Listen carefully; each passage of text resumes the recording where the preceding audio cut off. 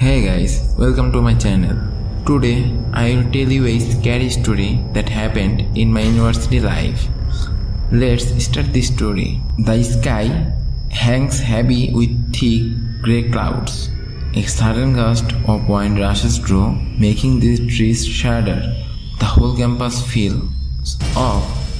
That cloudy afternoon already felt kind of airy.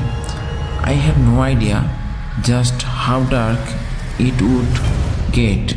We had classes in afternoon. The classroom is quite almost too quiet. I sat with a small group of students in a co-curricular class in some unfamiliar building. I was studying abroad in Malaysia at one of the country's top universities. It was a Thursday evening. The semester was nearly over. I didn't think twice about going to class. Suddenly, a blood-curdling scream cuts through the air. We freeze. Even in the sunroof room, it slices right through, sharp and unreal. The guys and the instructor bolt for the door. The girls huddle together, shaking. Outside, a girl is on the ground. Her limbs jerking wildly. Her eyes are squeezed shut, but her mouth is spills out of flood of chaotic words. Girl says, "Don't come near. I will kill everyone. Stay away." Then strange guttural noises, languages none of us recognize. We just stand there frozen. One of the senior students hold her down. 5 of us rush in, grabbing her arms and legs. She is freakishly strong. Wow! One guy goes flying, slammed back 5 feet. A doctor shows up, but she is completely out of control, trashing, screaming, switching between languages. English, Chinese, Russian, Arabic, German, even one we couldn't identify. We are terrified. None of us could explain what we are seeing. One student starts reciting verse from the Quran. She clamps her hands over her ears and screams louder. A sound so raw it feels like it tears through your bones. 30 screeching minutes later, silence. She drops completely still. Nobody knew who she was. No one could explain a thing. At the night, I come home, drenched from the heavy rain. The apartment's empty. My family moved out recently. I should have been wiped out, but something kept me restless. At 2 a.m., my eyes snap open. I grab my phone. The window next to my bed is wide open. Cold hand grabs my wrist from outside. Shit. Oh, I walk back. Heart hammering, eyes wide. No one. I live on the 15th floor. Lights on, nothing here. Then I hear it scream, a deep, twisted cry coming from the living room.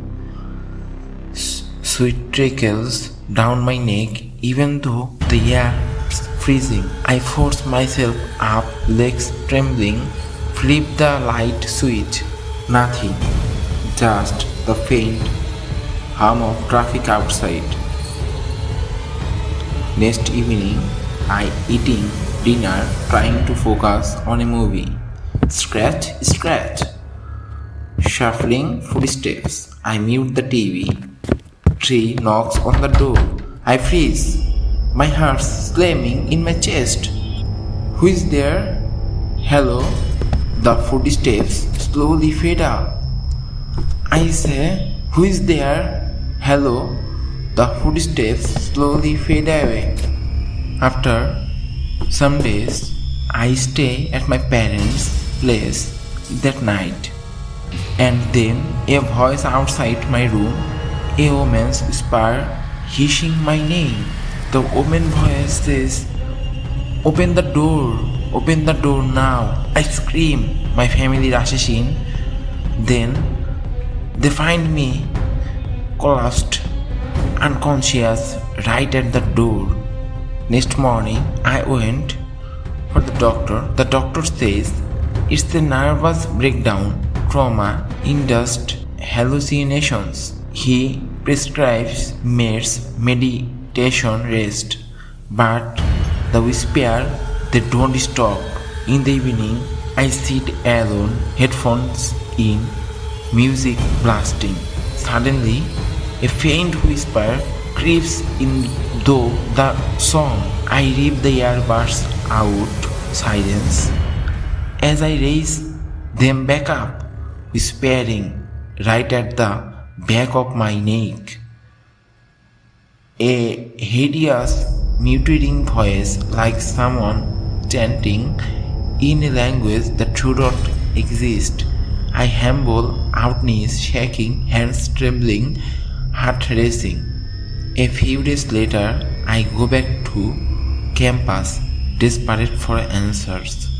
The doctor tells me no one ever identified the girl. No name, no ID, no records. She kept speaking in tongues. Nothing they did help. Then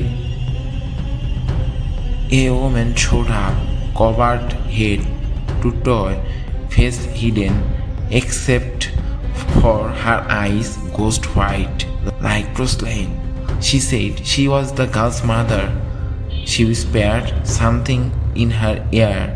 Within minutes, the girl got up, claimed normal. They were left alone in the room. When the staff returned, they were gone. Security cameras caught them leaving the hospital, but no other camera ever saw them leave the building. The time they disappeared, Tuesday 2:30 a.m. The same night, the whispers stopped. Now, I live with my friends, but when night falls, when the wind starts wailing outside, when the shadows stretch across the walls, I still hear them, the whispers calling me back.